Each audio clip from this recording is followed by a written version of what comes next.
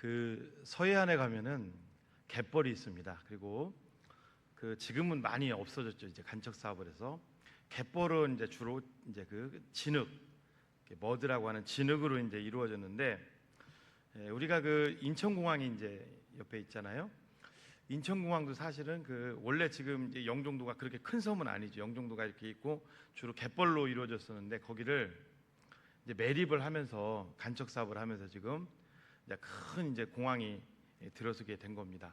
이 서해안에 가면은 이제 갯벌들이 많이 있는데 60년대, 70년대, 이렇게 80년대, 90년대까지 우리나라에서 어떤 붐이 들었냐면 현대그룹의 그 정주영 회장을 중심으로 이제 그 서해안에 있는 그 갯벌들을 다 이제 매립을 한 거죠. 그것을 뭐라고 부를까요? 간척 사업이라고 부릅니다. 간척 사업을 해서 이제 그 농토로 바꾼 겁니다. 사실 그 갯벌에 있는 진흙은 생태계에 굉장히 중요한 역할을 하는데요.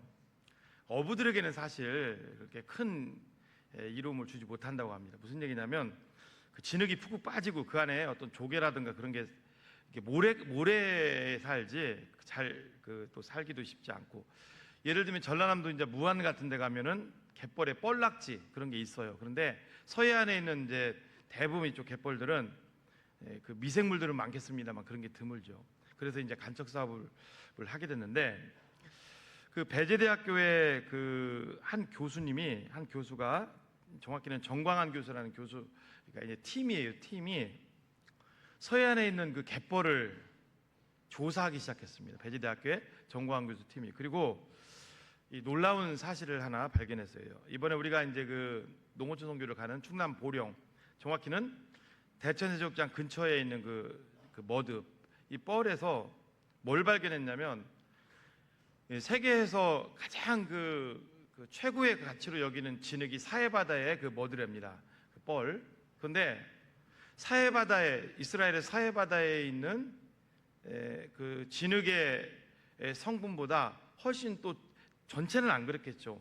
뭐 여러 무기질들이, 월등한 무기질들이 거기에 이렇게 있다는 것을 발견을 했어요. 그리고 이것을 이제 축제로 만든 거죠. 그게 바로, 우리 한번 사진 비춰주실까요?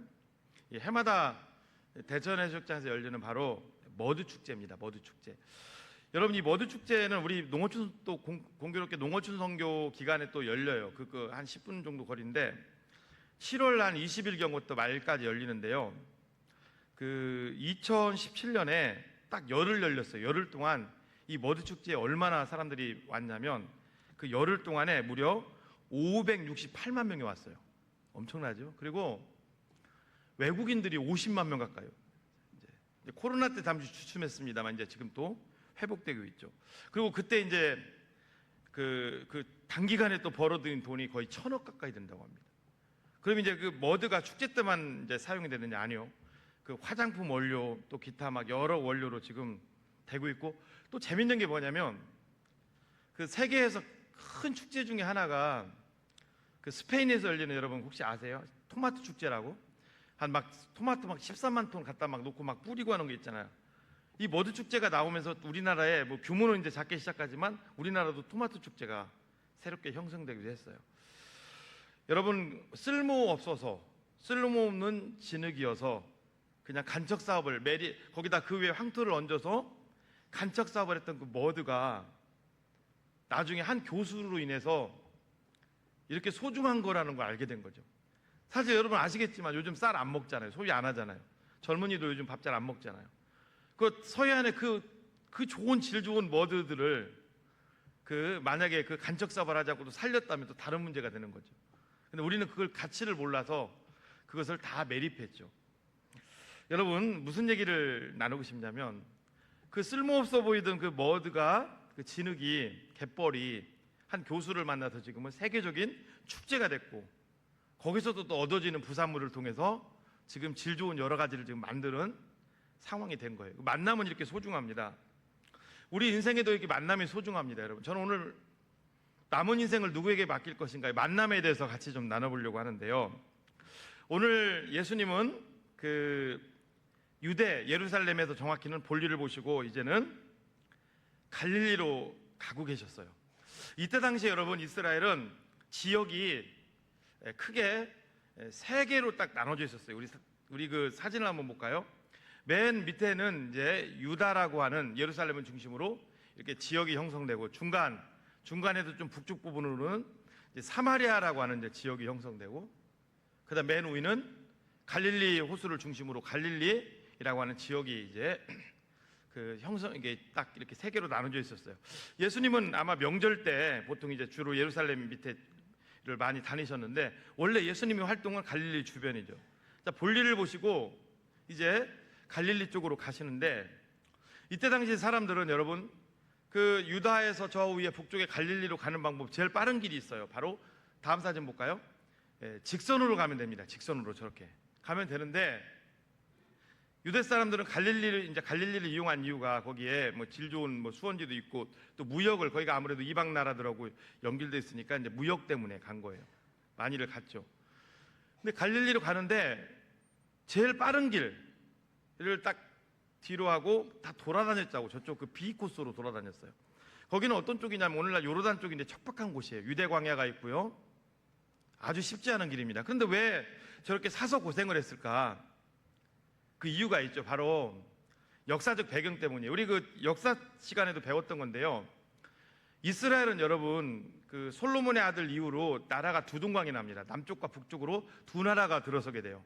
남쪽은 우리가 이제 주로 아는 그 예루살렘이 있는, 예수님이 태어난 베들레헴이 있는 유다라고 하는 나라입니다. 그리고 북쪽은 이스라엘입니다. 북이스라엘이라고도 하죠. 두 나라가 형성이 되는데, 이 나라가 이제 쭉 지속되어 오다가 이제 기원전 722년, 지금부터 약 한 2722년에 북쪽 이스라엘이 나라가 멸망당합니다. 어디에 멸망당하냐면 성경에는 아수르라고 되어 있는데 역사책에는 아시리아로 되어 있어요. 아시리아. 근데 이 아시리아가 제국이거든요. 여러 나라를 점령해보고, 이 아시리아가 어떤 민족이냐면 아주 잔인한 민족이에요. 그러니까 점령하는 나라마다, 자, 바벨론과 노마는요 그 나라를 보존을 했어요. 그 나라를 보존을. 일본이 우리나라 점령할 때도 우리를 보존을 했어요. 식민지로 통치한 거예요. 근데 아시리아는요 아주 나쁜 사람인 게, 점령하는 나라를 그냥 완전히 자기 땅으로 만들어 버리는 거예요. 자기 땅으로. 그 방법은 뭐냐? 인종을 섞는 거예요. 자기 민족과 점령한 나라의 민족과 인종을 섞어서 그냥 혼연인으로 만들어 버리는 거예요. 그러니까 예를 들면 북쪽 이스라엘이 있어요. 이스라엘의 그 사람들 한 절반 정도를 아수르 제국으로 데리고 가요. 아수르 제국도 막 섞여 있어요. 데리고 가서 강제로 거기 사람하고 결혼을 시키는 거예요.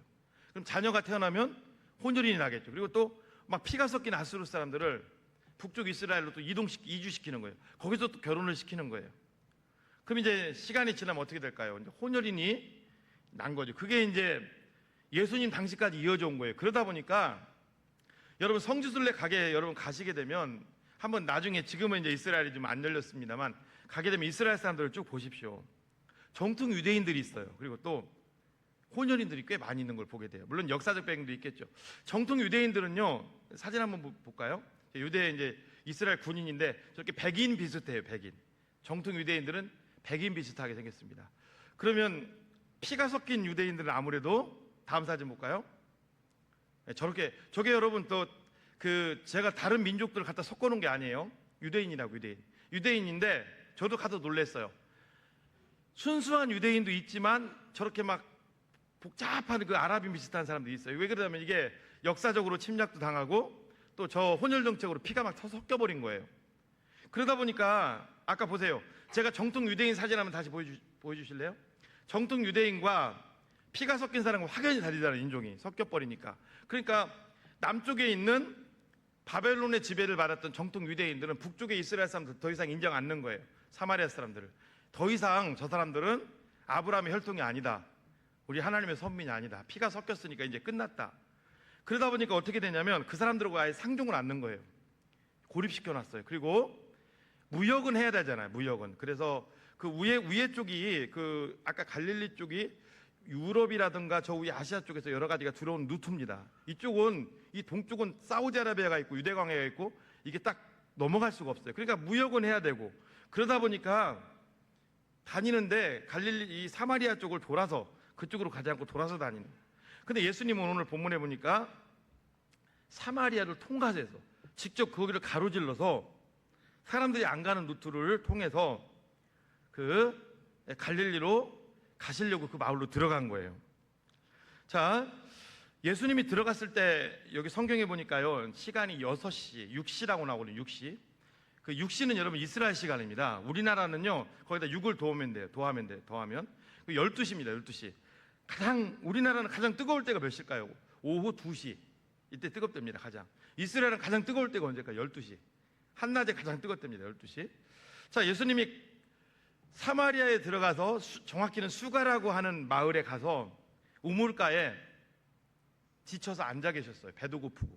제자들은 먹을 것을 사러 마을에 들어간 상태예요. 예수님이 딱 앉아 계셨는데 이때 가장 뜨거운 대낮에 한낮에 멀리서 여인 한 명이 힘들게 오고 있는 모습이 보입니다. 보니까 물동이를 딱 머리다 이었어요. 그리고 어깨에다 또 뭘 짊어졌어요. 두레박에 두 줄. 여러분 그 중동에는요 굉장히 깊이 파야 우물이 나와요. 그러니까 두레박 줄 두고 상당하겠죠. 그거 다 들고 다녔다고. 그 힘겹게 여자가 오고 있는 거예요. 보통은 여러분 물 길러 올 때 언제 올까요? 아침 서늘할 때, 그리고 저녁 때 옵니다. 여러분 여기 거의 뭐 연세 좀 드신 분들은 옛날 시골 아실 거예요. 다 그 방망이질하고 빨래 우물터에서 할 때. 예전에 우물터가 뭐였나요? 우물이 그 커피숍이었습니다. 맞나요?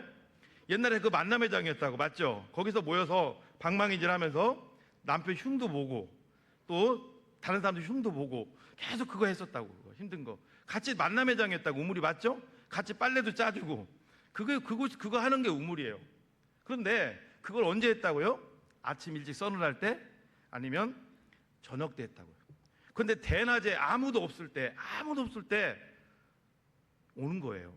그러면 뭔가 성경에는 이 여인이 뭔가 앞으로 이어질 일들에 대한 뭔가가 있겠죠. 그걸 보여주는 거예요. 뭔가를 암시하고 있는 거죠. 자, 우리 생각해 보는 거죠. 왜 여인이 이 낮에 왔을까? 아무도 없을 때 왔을까? 여러분, 남자도 사실은 없는 시간이에요. 그 시간은.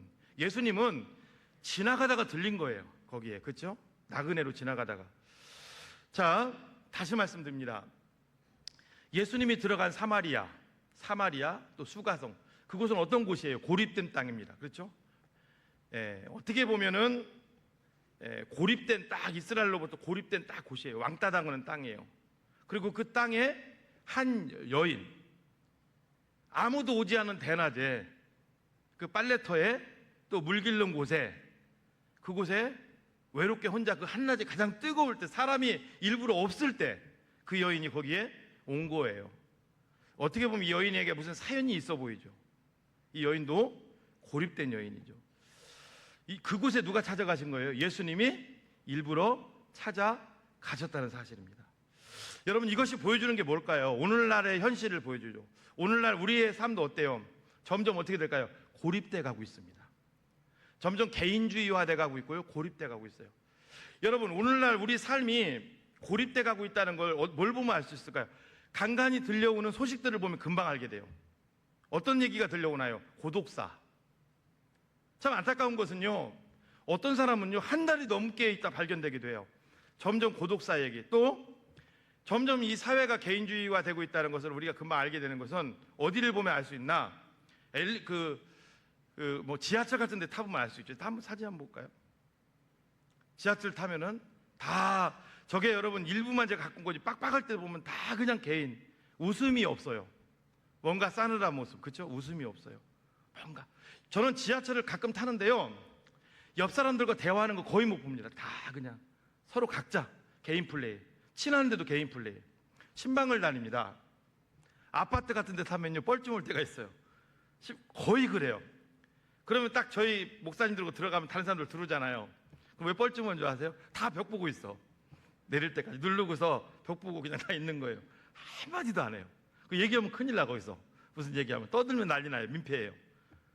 병원에 한번 갔거든요. 신방 갔는데 아이가 예쁘더라고요. 그래가지고 제가 아이를 보고 웃기도 하다가 이렇게 했더니 엄마하고 눈을 마주친 거예요. 그럼 이제 웃어 넘길 수도 있잖아요. 근데 아주 불쾌하다는 듯이 저에게 아주 그냥 눈총을 주더라고요. 그래서 야, 참 왜 벽 보고 있는데 왜 눈길을 우리 아이한테 주냐는 거죠. 그냥 벽 보고 있다 내리면 되지. 어떻게 보면 우리 지금 상황이 그래요. 삭막해지는 상황. 저는 이걸 이렇게 보고 이렇게 같이 좀 나누고 있어요. 점점 어떻게 돼가고 있어요? 이 사회가 고립돼 가고 있어요. 고립은 아닌데 고립돼 가고 있어요. 점점. 여러분, 재밌는 얘기 하나 해드릴까요?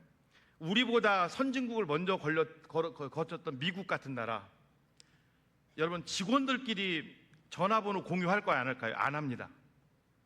업무 시간 참 신기하죠? 업무 시간 딱 끝나잖아요. 같이 옆자리에서 일하는데 이 사람의 전화번호를 몰라. 왜?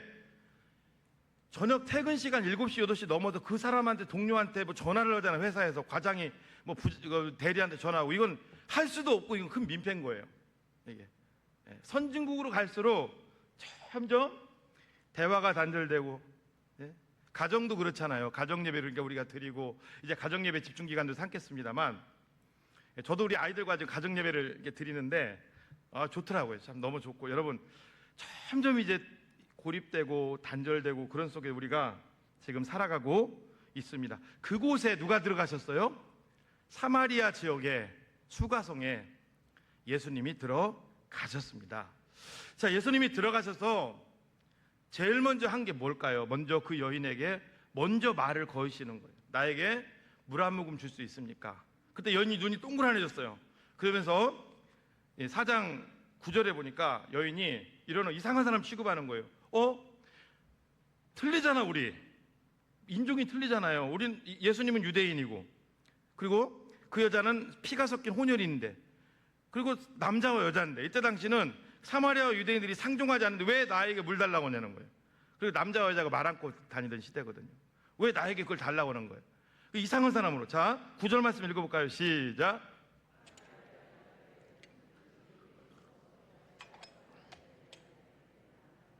이는 유대인이 사마리아인과 상종하지 아니하미라. 이 짧은 구절이 우리에게 보여주는 게 뭘까요? 바로 죄죠. 하나님과 인간이 하나가 되어야 될 우리 사이가 죄로 말미암아 갈라졌어요. 그리고 인간과 인간도 다 뿔뿔이 갈라졌습니다. 우리 알잖아요. 죄를 짓고 나서 여러분 아담과 하와가 서로 핑계대는 거 보세요. 다 갈라졌다고. 그리고 그 안에 보이지 않는 장벽이 생기고 같은 민족이 갈라지고, 우리 민족만 봐도 그렇잖아요. 북한하고 지금 여러분 한국이요, 어떻게 보면 우리가 막 적이니 뭐니 하지만 사실은 엄밀히 따지면 이 세상에서 여러분 우리 한국이 한민족이 많기라도 합니까? 적죠. 그렇죠? 그럼 어떻게 보면 가장 사랑해야 될 사람이에요. 믿으시면 아멘? 예. 우리가 뭐 태국도 나가고, 태국에 있는 영은 불쌍합니다. 막 기도하고 뭐죠? 막 필리핀의 영은 사실 엄밀히 따지면 가장 가까운 형제 국가는 저 북한이에요. 그렇죠? 그들을 위해서 우리가 품고 복음을 전해야 되죠. 어떻게 보면 이게 우리도 지금 그런 장벽 속에서 보세요. 여러분 막 미워하며 살잖아요. 그렇죠? 미워하면서 막 살잖아요. 미워하면서 다른 나라 사람처럼 막 취급하고. 자, 여러분 그렇습니다. 이렇게 서로 그 보이지 않는 벽, 고립되어 있는 이 땅에 주님이 찾아가셨습니다. 그리고 물을 달라고 하니까 바로 나온 게 뭐냐면 거절의 표시. 얼마나 뻘쭘했겠어요. 그때 예수님이 요한복음 4장 13절에서 이렇게 말씀합니다. 우리 다 같이요. 시작. 예수께서 대답하여 이르시되 이 물을 마시는 자마다 다시 목마르냐니. 이게 뭐를 얘기할까요? 성경은요 문자로 해석하고 또 상징적인 거, 비유 여러 가지가 있어요. 이건 문자는 아니죠. 여기서 말하는 물은요 그냥 단순한 물을 얘기하는 것이 아닙니다. 이겁니다. 하나님을 떠난 인생은 계속 갈증 속에 거할 수밖에 없다. 왜? 이 물은 하나님을 떠난 인생이 갖고 있는 거기 때문에. 보십시오. 이 4장 13절에 나오는 물은요 여러분 단순한 그냥 우물물이라고 보지 마시고, 저는 시편 23편에 보면 이런 말씀이 있어요. 여호와는 나의 목자시니 내가 부족함이 없으리로다. 그가 나를 푸른 추장 쉴만한 물가에 인도하시는도다. 여러분 양에게 있어서 물은 생명입니다. 그렇죠? 여기서 말하는 물은요 뭐냐면요, 물은 세상이 주는 물을 얘기해요. 세상이 주는 물은 여러분 우리 못 살립니다. 엄밀히 따지면 우리의 근본적인 갈등 치유할 수 없습니다. 그 생명이 없기 때문에 우리에게 영원한 생명을 줄 수도 없습니다. 결국은 세상이 주는 물은 뭐라는 거예요? 계속 또 다른 갈증을 찾아서 갈 수밖에 없다는 거예요. 네가 지금 이 물 떠갖고 가봐라, 또 온다는 거예요. 세상이 주는 물은. 여러분 그렇습니다. 오늘 우리는 이 땅을 살아가면서 제가 지난번에 가치에 대해서 말씀을 드렸습니다. 내 속에 하나님이라는 가치가 세워지지 않으면 어떤 일이 일어나느냐?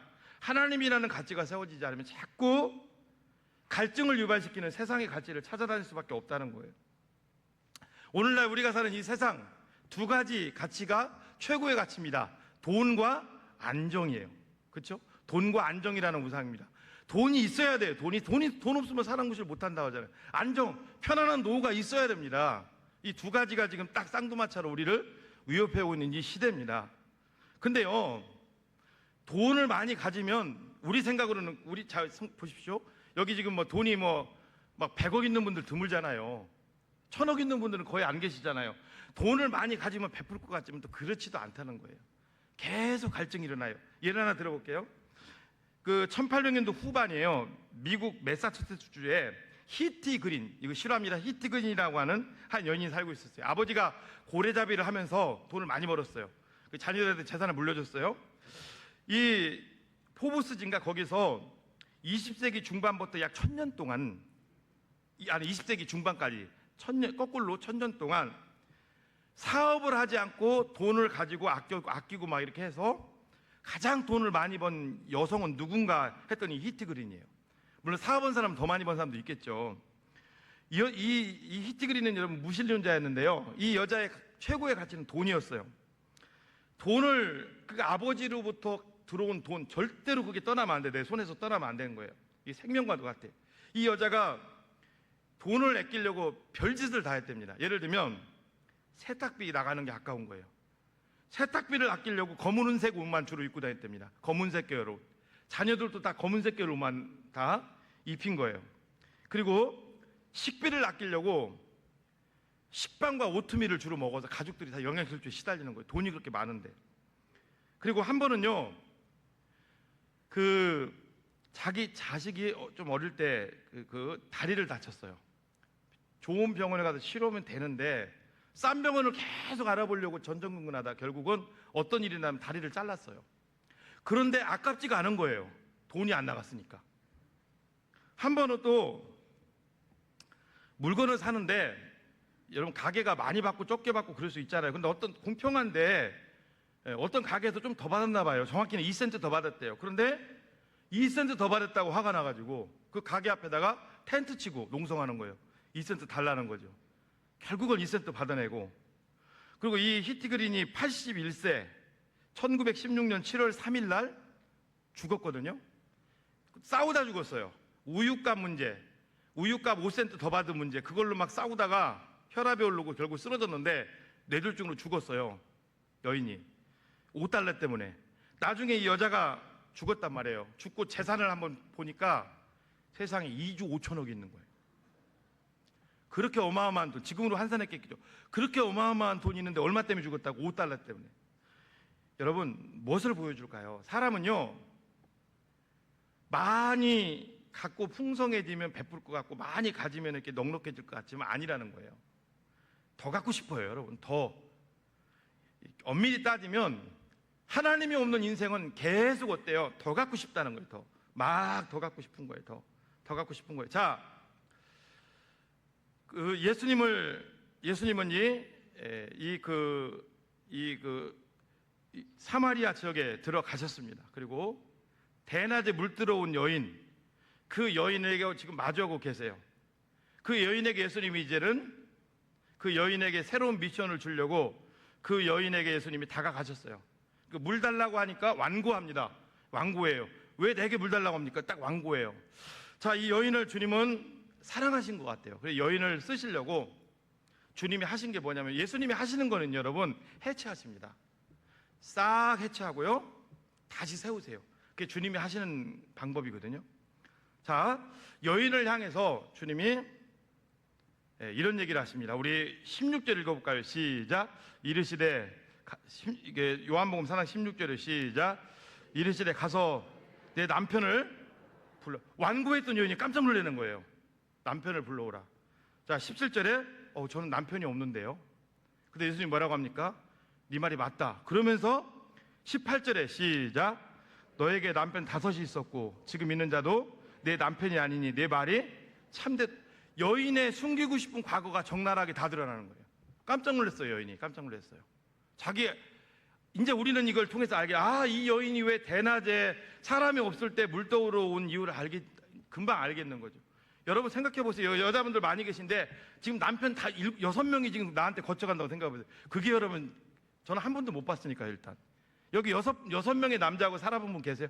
이거는 여기 만난 게 아니에요. 살았다고요. 살았다고. 이게 쉬운 게 아니죠.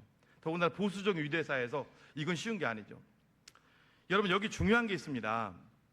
하나님이요, 우리를 쓰시고 우리에게 찾아오실 때 언제 찾아오실까요? 약할 때 오십니다. 주님은 약할 때 오세요. 요즘 교회를 봐도 정확합니다. 주님은 약할 때 오십니다. 여러분 잘 보십시오. 모세 강할 때 주님이 찾아오지 않았습니다. 가장 약할 때 왔습니다. 요셉도 형들의 잘못을 고자질할 때 찾아오지 않았습니다. 약할 때 오셨다고. 믿으십니까? 다윗도 여러분 아버지에게 인정받을 때 찾아오지 않았습니다. 약할 때 왔습니다. 베드로를 한번 예를 들어 볼게요. 베드로 밤새도록 그물을 내려서 물고기를 잡으려고 했어요. 왜 밤새도록 그물을 내려서 물고기를 잡으려고 했을까요? 장모님이 누워 계시고 그때 당시 하루 벌어서 하루 먹고 사는 시대예요. 내가 이것을 물고기를 잡아가야 보험료도 낼 수 있고 가족들의 입에 풀칠을 할 수가 있어요. 그러니까 밤새도록 한 거예요. 그런데 안 잡혔단 말이에요. 자, 그물을 손질하고 이제 집에 가서 쉬어야 돼. 근데 그것도 걱정이에요. 가족들에게 무슨 말을 할까? 가장인데 지금 나만 기다리고 있는데, 근데 예수님이 딱 나타나셔가지고 배 빌려달라고 하는 거예요. 이게 쉬운 게 아니죠. 가장 약할 때 주님이 찾아오신 거예요. 그때 주님은 우리에게 믿음을 요구하는 거죠. 자, 배를 빌려드렸어요. 그렇죠? 그러면 이제는 감사하다고 보내면 이제 가라고, 너무 고맙다고 이제 가면 되잖아요. 근데 이번에는 또 갈릴리 바다 깊은 곳으로 가서 그물을 내려 고기를 잡으래요. 아니, 베드로 낮에는 물고기가 없다는 거 베드로는 너무 잘 아는데, 여러분 이 말씀을 보면서 우리가 놓치는 게 하나 있어요. 뭐냐면요, 지금 그물 다 손질해서 포개놨다고. 그런데 여러분 다시 또 그거 다 해가지고 안 잡히면 어떡할 거예요? 그거 손질하고 내가 낮에 자야 또 저녁에 그물 내릴 거 아니에요. 맞아요, 틀려요? 이거 사람 죽이는 거죠. 근데 주님 그렇게 하래요. 여러분, 예수님은요 약할 때 찾아오셨습니다. 하나님은 어떤 사람을 쓰시느냐, 하나님이 정말 그 사람을 쓰신다면요 약하게 하신 다음에 쓰세요. 절대 강한 사람 안 쓰십니다. 이걸 여러분들이 놓치시면 안 돼요. 성경에서 여러분들이 보세요. 자, 성경에서 여러분들이 보시라고요. 기도원의 300용사 사건, 14만 5천 명 죽었잖아요. 언제 여러분 기도원에게 찾아오셨어요? 가장 약할 때 찾아오셨어요. 포도주 틀에 들어가서 밀 타작하고 있을 때 찾아오셨다고. 히스기야 왕 때 18만 5천 명 아수르 대군 죽었잖아요. 언제 히스기야 찾아오셨어요? 가장 약할 때입니다. 나라가 다 멸망당하고요, 중병 걸리고. 제가 신학교에 가보면요 목사님들이 오시잖아요. 지금은 잘 모르겠어요. 그때는 많이 또 떨어졌었고, 대부분 보면은요 신학교에 입학하신 분들 보면 강할 때 하나님이 쓰신 분들 드물어요. 약할 때 쓰십니다, 하나님. 사랑하는 여러분, 교회도 약할 때 쓰시고요, 성도도 약할 때 쓰십니다. 그래서 우리 찬양 있잖아요. 약할 때 강함 대신에. 여러분 믿으시면 아멘. 여러분, 불신자들이 새로 나온 우리 새 가족들이 교회에 오시잖아요. 약한 분들도 많이 계실 거예요. 축복입니다. 하나님은요 약할 때 우리에게 찾아오세요.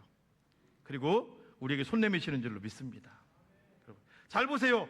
가장 고립된지요 남자가 6명이면 여러분 그 약한 거예요. 그 자체가. 맞죠? 그 여인에게 찾아온 거예요. 찾아와서 그 여인이 그래도 아직도 내 자아가 살아있어. 그때 주님이 정확하게 짚으시는 거예요. 너 남편 몇 명이었어? 치부가 다 드러난 거예요. 여러분, 예수님은 이 여인을 향해서 그런 얘기를 하는 거예요. 세상이 주는 물을 찾아다녀봐. 계속 목마를걸? 내가 주는 물을 먹어야 너는 산다. 저는 이 말씀을 보면서 이런 생각을 해봤습니다. 자, 여인에게 있었던 6명의 남자, 여인이 버렸을까? 아니면 남자가 여인을 버렸을까? 어떤 게 맞을까요, 여러분? 성경에는 안 나와요. 모든 상황 문화적 배경으로 보면 여인이 버렸을까요? 아니면 남자가 여인을 버렸을까요? 그렇죠, 남자가 버리던 시대입니다. 같이 앉아서 마루도 밥 먹다가 잘생긴 남자 잠깐 힐끗 쳐다보면 그 이혼 사유가 됐던 시대니까요. 여자들은요 그냥 취급을 못 받던 시대예요.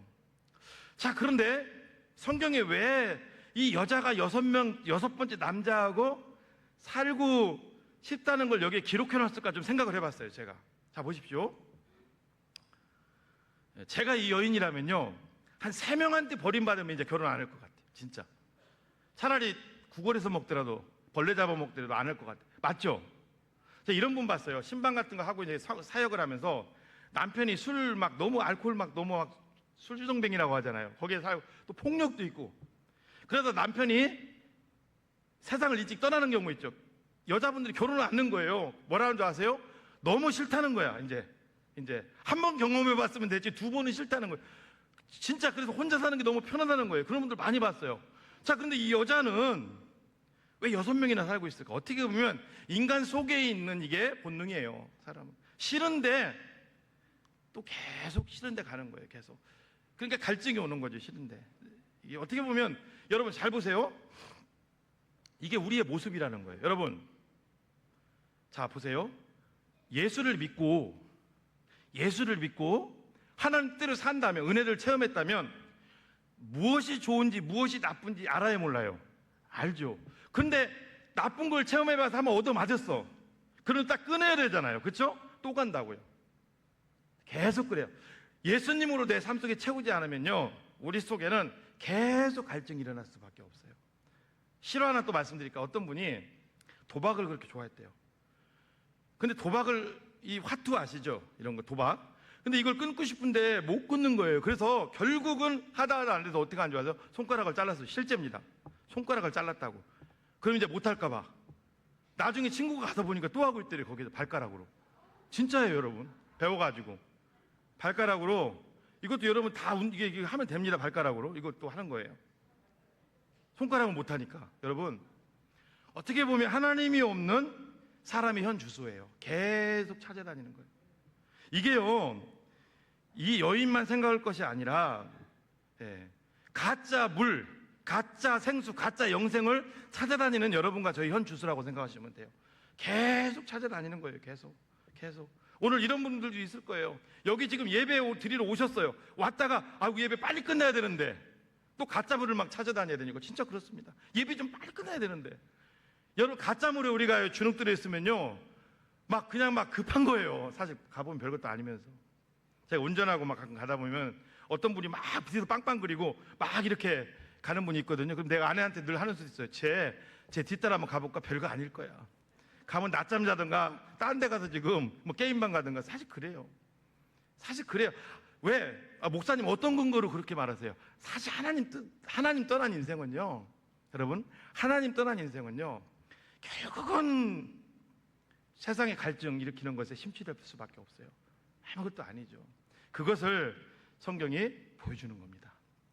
그러면 여러분, 하나님 아무것도 없지만 주님이 내 마음속에 찾아오신 인생은 어떻게 될까요? 예수님이 그 말씀을, 기가 막힌 말씀 하나 주셨어요. 자, 예수님이 내가 주는 물을 마시는 자는 영원히 목마르지 않을 거다. 이게 만족이거든요. 주님을 내 마음속에 소유한 인생은 어떻게 될까요? 우리 요한복음 10장 27절을 보면 이렇게 돼 있어요. 평안을 너희에게 끼치노니 곧 나의 평안을 너희에게 주노라. 내가 너희에게 주는 것은 세상에 주는 것과 같지 아니하니라. 너희는 마음에 근심하지도 말고 두려워하지도 말라. 예수님으로 채워져 있으면요, 없어도 행복한 거예요. 사랑과 기쁨과 만족이 충만한 거예요. 이게 기독교의 본질인 줄로 믿습니다. 지난주도 말씀드린, 이게 여러분 기독교의 핵심이라는 거예요. 이게 여러분, 예수님을 만나기 전에 계속 막 이것저것 채웠던 사람이 있어요. 누굴까요? 바로 사도 바울이라는 사람입니다. 성경에 사도 바울. 바울이 자기의 이력을 쫙 이제 읊어대는데 뭐라고 하는지 보세요. 빌립보서 3장 5절부터 읽어드릴게요. 나는 8일 만에 할례를 받고. 여러분, 이스마엘이 할례 얼마 만에 받은 줄 알아요? 13살에 받았어요. 여기 바울은 얼마 만에 받았다고? 8일 만에. 8일 만이고 엄청난 자랑거리죠. 그리고 여러분, 나는 8일 만에 할례 받았다는 것은 그 속에 뭐가 있다는 거예요? 따라합니다. 모태신앙. 맞잖아요. 그죠? 그게 모태신앙이라는 거예요. 진짜 못하면서 모태신앙. 그리고 뭐라고 합니까? 나는 또 이스라엘 족속이요, 구별된 자라는 거잖아요. 선민이라는 거잖아요. 나는 베냐민 지파요. 여러분, 이스라엘의 초대왕이 베냐민 지파입니다. 나는 왕의 후손이라는 거예요. 히브리인 중에 히브리인이에요. 월등한 민족. 여러분, 그 중동이 굉장히 자존심 있습니다. 여러분 아시겠지만 우리가 쓰는 영어 알파벳 어디서 나왔다고요? 레바논에 두루와 시돈에서 페니키아에서 나온 문자가 지금 유럽인들이 갖다 쓰는 거예요. 유럽에서 나온 게 아니라고요. 그 정도로 월등한 민족이에요. 그리고 히브리인 중에 히브리인, 율법으로는 바리새인. 이게 나쁜 말이 아닙니다. 하나님의 말씀을 지금까지 지키려고 나는 최선을 다했다는 거예요. 이 정도면 여러분 엄청난 이력이에요. 열심으로는 교회를 받겠다, 나쁜 것처럼 보이죠? 이때 당시 여러분, 기독교는요, 이때 당시 기독교는 신천지 이단하고 똑같아요. 왜? 예수님이 하나님이라고 그랬잖아요. 난 하나님의 아들이라고 그랬잖아요. 나는 이 유대교를 지키기 위해서 그 이단들을 척결하기 위해서 내가 목숨을 걸었던 사람이다, 그 얘기예요. 율법에 이르는 흠이 없는 자다. 그랬던 바울이, 자기의 이력을 쫙 얘기하면서 그랬던 바울이 딱 한마디 하는 겁니다. 그러나 무엇이든지 내게 유익하던 것을 내가 그리스도를 위해 다 해로 여길 뿐더러 또한 모든 것을 해로 여기면 내 주 그리스도 예수를 아는 지식에 가장 고상하기 때문이라. 내가 그를 위하여 모든 것을 잃어버리고 배설물로 여기면 그리스도를 얻고. 그렇습니다. 사랑하는 여러분, 바울은요 그 많은 것들을 누려받고 가져받고 모태신앙이고, 여기 또 하나 빠진 게 있어요. 가말리엘 문화에서 이 사람이 공부하는 굉장히 똑똑한 사람이고, 오늘날로 말하면 서울대 나온 사람이잖아요. 그런데 만족이 없더라 이거예요. 참 만족이 없더라 이거예요. 예수를 믿으면서 비로소 그가 참 만족을 깨달은 거예요. 그렇습니다. 사랑하는 여러분, 세상의 소유를 가지고 우리가 만족을 찾으려고 하지 마십시오. 그거 안 됩니다. 아파트 얘기 많이 드리잖아요. 여러분, 내 속에 예수를 채워져 있지 않으면요, 20평짜리 아파트를 살면은 한 1년 지나면, 그 산 후에 1년 지나면 또 30평을 갖고 싶은 거예요. 30평도 갖고 싶으면 또 조금 지나면 또 40평, 50평 갖고 싶은 거예요. 여러분, 제가 예전에 그 천안서 사역할 때 거의 100평 되는 아파트, 100평 되는 아파트, 삼성전자 임원이었거든요. 그분의 집을 신방 갔다가 제가 좀 창피한 일을 당했어요. 신방 갖고 나오는데 이거 뭐죠? 여기 현관을 못 찾겠는 거예요. 결국은 들어갔는데 방으로 들어가 버렸어. 그걸 또 봤네, 집사님이. 목사님 여기 아닌데요. 이게 진짜 못 찾겠더라고요. 너무 넓으니까. 여러분, 100평 정도 되니까 이게 어디 걸린지 분간을 못 하는 거예요. 그런데 제가 대전에 이제 그 카이스트가 있고 뒤에 연구원들이 많이 살아요. 연구원들이 또 집을 가면 더 기가 막힌 거예요. 최고로 대우를 해주겠죠. 가면 잔디밭에 2층 복층에 집이 기가 막힌 거예요. 예. 그걸 보면 또 아파트 별거 아니네. 여러분, 우리의 인생은 끝이 없습니다. 그러나 우리의 인생이 끝이 있어요. 바로 누구를 소유할 때 끝이 있는 거예요? 바로 길이요 진리요 생명 되시는 예수 그리스도를 소유할 때 끝이 있는 줄로 믿습니다. 예수님은 우리를 위해서 십자가 못 박혀 죽어주셨고, 우리를 위해서 가장 바른 길을 가셨고, 우리가 하지 못하는 죄 문제를 해결해 주신 줄로 믿습니다. 이 여인에게 소망이 있었던 것은요, 바로 4장 25절이에요. 예수님과 대화할 때까지도 이 여인이 무슨 얘기인지 몰랐어요. 자기 앞에 있는 분이 누군지 몰랐어요. 그런데 이 여인이 이런 얘기를 합니다. 4장 25절에 여자가 이르되 메시아 곧 그리스도를 하는 이가 오실 줄을 내가 아노니 그가 오시면 모든 것을 우리에게 알려주시리다. 이 여인에게 고립된 여인이고요, 사람들에게 내세울 수 있는 것이 별로 없는 여인이고요, 숨어 사는 여인이었지만, 그래도 이 여인은 뭐예요? 메시아를 기다리고 있었다고요. 메시아를 기다리고 있었다는 건 뭘까요? 여러분, 성경이 말하고자 하는 게 택한 백성이라고요. 여러분, 여기 지난번에 사대명 축제 오셨다가 오늘 또 오신 분들이 좀 계실 거예요. 여러분, 우연히 여기 왔다고 생각하지 마세요. 하나님의 섭리가 아니면 절대 올 수 없는 곳입니다. 절대 올 수 없는 곳이에요. 여러분, 저는 이런 경우 많이 봤습니다. 그래서 이런 말이 있어요. 등잔 밑이 어둡다고. 교회를 다니는데 제일 전도하기 힘든 사람이 어떤 사람인 줄 아세요? 교회 주변에 사는 사람들. 올 것 같은데 안 와요. 올 것 같은데 안 와요. 늘 본다고, 수요 다 보는데 안 와요. 그냥 안 온다고. 진짜 쉽지 않아요. 진짜 참 신기하죠. 멀리서도 오는데 교회 주변에 오는 분들이 예수 안 믿어요. 참 신기합니다, 여러분. 그러니까 이 전에 두른다는 자체가 쉬운 게 아니에요. 새생명 축제 바로 옆인데 한번 오시라기도 안 오신단 말이에요. 이게 오는 게 아니라 사실은 이게 업혀오는 거예요. 이게 주님이 여러분들 사랑하셔서 떼매오신 거라고. 떼매왔다는 표현은 좀 그러니까, 주님이 여러분들 사랑하셔서 업고 오신 거예요. 할렐루야. 예, 정말 축복입니다. 이 여인은 예수님을 기다리던 여인이었습니다. 그때 예수님이 이 여인을 향해서 딱 한마디 하셨어요. 한마디. 자, 읽어볼까요? 4장 26절 읽어봅니다. 시작. 예, 내가 말하는 내가 그라. 참 말도 재밌죠. 내가 말하는 내가 그라. 보세요. 짧은 말이지만요. 잘 여기 이걸 보셔야 돼요. 이 여인에게 예수님은 내가 누구라고 정확하게 설명했어요? 안 했습니다. 안 했다고요. 그렇죠? 내가 말이 하나님의 아들이고 창세전부터 있었고 말이야. 내가 너희들을 앞으로 내가 십자가를 지고 이 땅에 너희들을 죽고 너희를 구원하려고 내가 오셨어. 그 얘기 하셨어요? 하나도 안 하셨어요. 네가 기다리던 내가 그라. 이게 끝이에요. 여러분, 교회를 이렇게 오실 때요, 집에 불신자들도 많이 계시잖아요. 여러분, 복음에 대해서 그들이 설명한다고 예수 믿는다고 생각하면 오산입니다. 정말 오산이에요. 이게 뭐냐면요, 안 믿는 남편 계시죠, 집에. 그냥 이거 한마디 던지는 거예요. 한마디. 여보, 하나님이 우리의 예수님이 우리의 구원자예요. 예수 믿어야 우리가 구원받을 수 있어. 그럼 처음에는 그 듣고서 남편이 듣기 싫어. 그렇고 뭐 그런 얘기 좀 그만하지만 이제 막 그렇고 화를 낼 수 있고 막 짜증난다 그럴 수 있잖아. 그런데요, 그 한마디 툭 던졌다고. 새생명 축제인데 한번 가볼래? 예수님이 우리의 구원자신데 그 얘기 한마디 툭 던졌다. 그런데요, 어느 순간 그게 내 마음속에 꽂혀서 예수님이 구원자라는 게 딱 내 마음속에 박혀버리는 거예요. 그리고 그때부터 믿어지기 시작하는 거예요. 엄청나게 많습니다. 그 예수 믿는 사람들. 진짜 그래요. 교회에 왔어요. 설교 말씀 이게 뭔지 모르지. 오늘만 해도 쉽지 않죠. 그런데 그냥 예화 한마디 듣고 그냥 뭐 한마디 듣고 그냥 마음이 열리는 거예요. 하나님 택하심. 믿으십니까? 오늘도 다 그거에 와서 보라 이거예요. 다른 거 없어요. 와보라. 성경에 와보라 많죠. 그죠? 그냥 내가 그다. 여러분, 혹시 주변에 그 가족들을 위해서 기도 많이 하시는데 돌아오지 않는 분들 있을 거예요. 걱정하지 마십시오. 계속 뿌리세요. 계속 뿌리세요. 예수 믿고 나랑 같이 천국 가자. 하나님이 역사하시면요, 어느 날 이 이기적인 사회에서 그런다니까요. 사실 다들 보면은 뭐 얻으려고만 하지, 그렇죠? 싫으면 싫은 내색 하고 예수 믿고 나랑 같이 천국 가자. 그게 하나님이 내 마음속에 약속. 그래도 이 사람이 나를 사랑해 주네. 야, 이런 사람 그런 게 또 들면서 또 교회 나갈 수 있다고요. 여러분, 그냥 툭툭 던지세요. 그렇습니다. 여인은 예수님의 말 한마디에 어떻게 됐어요? 결국은 그 속에 구원이 임하게 됩니다.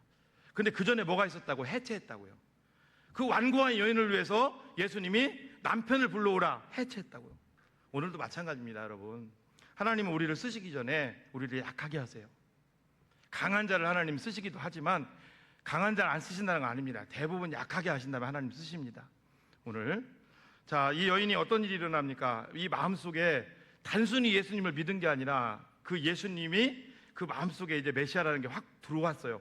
그러니까 세 가지 일이 일어납니다. 첫 번째, 어떤 일이 일어나느냐? 자, 28절 말씀 읽어볼까요? 시작. 여자가 물동이를 버려두고 동네로 들어가서 사람들에게 이르렀다. 보세요. 물동이를 버렸어요. 물동이만 버린 게 아니라 두레박, 줄 다 버렸어요. 버려둔다는 말은요, 임시로 놓고 들어갔다는 게 아닙니다. 이 버려둔다는 말은 완전 내보내다는 거예요. 그냥 우상 쫓아냈다. 내가 이렇게 하면 쉬워요. 내가 독실한 불교 신자였는데 아주 막 그냥 내가 무당 막 내가 거기 아주 그냥 어머니 때부터 다 할머니 때부터 무당인데 예수님이 오면서 다 그냥 내려놨다는 거예요. 그래서 여기 단어는 원어로 그냥 임시로 놔두다가 아니라 아예 내보내다는 단어를 쓰는 거예요. 여기서 버려두다는 말은. 여러분, 그렇습니다. 예수님이 오니까요, 가짜 가치들이 보이기 시작하는 거예요. 가짜 가치들이. 여러분 꼭 기억하십시오. 이거 제 3주 전인가 이 얘기를 드렸어요. 이스라엘 민족은 하나님을 떠난 적이 없어요. 하나님을 떠난 적이 없다고요. 우상과 같이 섬겼지. 근데 하나님은요, 예레미야서에 너희들은 나를 떠났다고 합니다. 하나님 그거 싫어하시는 거예요. 왜? 제 얘기를 들어볼게요. 제 아내가 있단 말이에요. 아내랑 같이 살다가 아내가 너무 고생하는 것 같아. 그래서 아내보다 조금 나이 몇 살 어린 두 번째 부인을 좀 드리고 싶어. 그리고 결혼을 또 했단 말이에요. 내가 같이 살게 됐어. 이제 우리 집에서 부인 둘. 그리고 아내를 어느 날 불렀어. 여보, 창원 엄마, 내가 당신 정말 사랑하는 거 알지? 최고로 사랑하는 거 알지? 내가 당신 왜 최고로 그 아내가 그걸 믿겠냐고요. 같이 살고 있는데. 아니죠. 하나님도 그겁니다. 하나님은 뭐냐면요, 여러분, 하나님은 우리에게 주신 모든 것들은, 돈부터 시작해서 모든 것들은 다 그분이 주신 거예요. 할렐루야. 그분의 부산물인 줄로 믿습니다. 그것을 섬기는 거 하나님 싫어하세요. 이 세상에서 가장 사랑하시고 가장 존귀하게 여기고 가장 최고의 가치를 여길 분은 바로 하나님인 줄로 믿습니다. 예수님이라. 왜? 그분이 우리를 너무 사랑하시잖아요. 믿으시면 아멘. 여러분, 여러분들이 정말로 중요하게 여기는 것들 잘 보세요. 누구께로부터 왔는가? 하나님께로부터 온 거예요. 그게 사람이든 그게 물질이든. 하나님은 그거 여러분들이 우선순위 두는 거 싫어하세요. 내가 준 건데 나를 좀 우선순위 뒀으면 좋겠다. 여러분, 맞죠? 그게 신앙. 그러니까 주님이 그 여자의 마음속에 찾아오시니까 가짜가 보이는 거예요. 물동이를 내려놓고 버려고 마을로 들어갑니다. 두 번째요, 여인이 예수님을 만나니까 또 나타났던 현상. 두 번째는 뭐냐면요, 어떤 현상이 나타나냐면 상황과 환경을 더 이상 두려워하지 않게 됩니다. 자, 다시 28절 말씀 읽어볼까요? 시작. 여자가 물동이를 버려두고 동네로 들어가서 사람들에게 이르되, 자, 따라합니다. 동네로 들어가서 사람들에게 이르되, 말씀드렸죠. 우물가가 어떤 곳이라고요? 빨래터라고요. 커피숍이라고요. 여러분, 사람들하고 얘기를 하는 장이었다고. 맞죠? 그런데 왜 대낮에 거기 혼자 왔어요? 사람들이 눈총이 싫은 거예요. 고립됐다고. 여자가 사람들이 싫은 거예요. 만나는 거 싫은 거. 왜? 뒤에서 수근수근 할까봐. 나 저 사람 알아. 남편이 여섯 번째라며. 얼마나 그거 듣기 싫겠어요. 그런데 그 여자가 자기를 따갑게 쏘아보던 그 사람들 틈으로 들어간 거예요. 성경이 뭘 의미하는 걸까요? 상황과 환경을 더 이상 두려워하지 않는 거죠. 제자훈련 받는 분들한테 공통적으로 질문을 해봤습니다. 예수님 믿으시죠? 다 믿는다고 하죠. 근데 상황과 환경, 대부분이 상황과 환경 두렵다고 하시죠. 염려가 되는. 여러분들도 마찬가지일 거예요. 그것을 이기는 방법을 지금 성경에서 보여주는 거예요. 예수님을 내 마음의 최고의 가치를 여기시는 여러분들 되시기를 바랍니다. 여러분, 이게 최고의 가치입니다. 기도하셔야 됩니다. 그리고 하나님 앞에 회개하십시오. 최고의 가치로. 마지막 세 번째, 예수님이 찾아오니까 또 어떤 일이냐, 끊어졌던 관계가 회복되는 거예요. 여러분, 저는 지금 체험하면서 합니다. 제가 말씀드릴게요. 자녀들이 말 안 듣잖아요. 도시락 싸갖고, 여러분, 제가 우리 아이가 공항고 다닌다고요. 말 안 들어. 계속 쫓아다니면서 시간 나는 대로 걔한테 너 아빠 뜻대로 안 됩니다. 여러분, 내가 그분을 모시면요, 이게 되는 거예요. 회복될 줄로 믿습니다. 자, 그동안 이 여인들은 누구지? 이 사마리아에 있는 그 수가성의 사람들이 여인을 사람으로 생각했겠냐고요. 그렇죠? 따가운 눈총만 보내고 막 그랬겠죠. 근데 이 여인이 4장 29절 30절 읽어볼까요? 마지막으로 시작. 내가 행한 모든 일을 내게 말한 사람을 와서 보라. 이는 그리스도가 아니냐 하니 그들이 동네에서 나와 예수께로 오더라. 따라합니다. 그들이 동네에서 나와 예수께로 오더라. 다른 얘기 하나도 안 했어요. 나 메시아 만났어, 그거예요. 나 메시아 만났어. 한번 와봐. 여러분, 진짜 만났잖아요. 그렇죠? 그러니까 물동이 버려둔 거죠. 뛰어든 거죠. 그러니까 사람들이 오는 거예요. 그동안 자격을 단절됐던 사람들이 어때요? 이 여인의 말에 콧방귀도 안 끼던 사람들이 그 여인의 말을 듣기 시작하는 거죠. 말씀 마칩니다. 자녀들을 무조건 다 기칠 게 아니라요, 엄마 아빠가 정말 돈보다 세상보다 나중에 평안한 노후보다 예수 그리스도를 가슴에 모시고 그분을 최고의 가치로 삼고 한번 살아보십시오. 그것을 보여줘 보십시오. 그럼 여러분들의 자녀들은요, 내가 안 쫓아다녀도 여러분들께 돌아올 거예요. 누가 그렇게 하실까요? 하나님이 그렇게 하십니다. 여러분, 오직 예수 그리스도가 여러분들 인생의 전부가 되시기를 예수님의 이름으로 축복합니다. 저는 이 사마리아 여인을 보면서 여러분, 고립되어 있던 여인이고 쓸모없던 여인이고 왕따로 취급받던 여인이고 죽는 게 낫던 그 여인에게 예수님이 찾아가셨어요. 여인이 나온 게 직접 찾아가셨어요. 그리고 그 여인이 예수님을 만나니까요, 어떤 일이 일어나요, 여러분?